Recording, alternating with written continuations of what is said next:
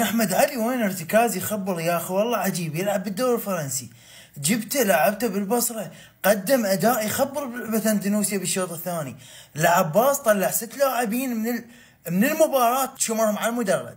وينه؟ هسه راح اخلي لكم الفيديو مال الهدف بعد سوى احمد علي، بعد ذكاء مال التمرير. عن المنتخب الفيتنامي ان شاء الله تبقى الصدارة. عن المنتخب الفيتنامي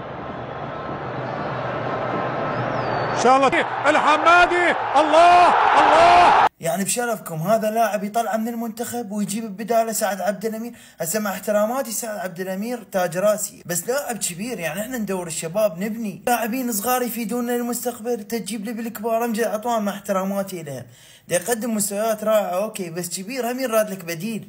زين انت محمد طائي، محمد طائي صار له 6 سنين وياك على الدكه، ليش ما تنزله؟ ما نزلت، تدري ايش راح تسوي؟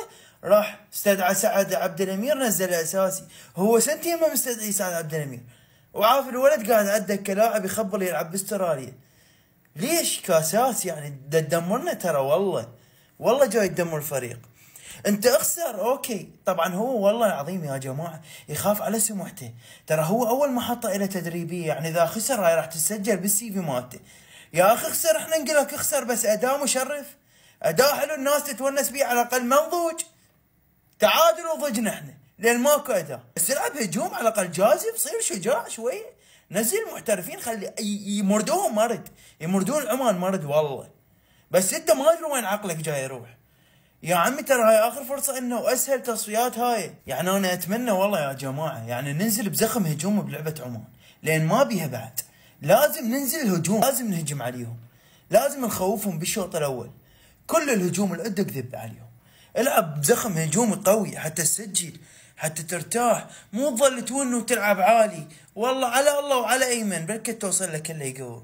كافي عمي، ترى تعبتنا والحسين، تعبنا من وراكم، لا اسلوب عندك، لا طريقة لعب، لا تكتيك، كل شيء ماكو. يعني احنا ننتظر هاي الفرصة كل 4 سنوات، نريد نصعد لكأس العالم، تجي انت والله ما صعدنا، تاخذ فلوسك وثي مال الله والشعب يبقى يون 4 سنوات.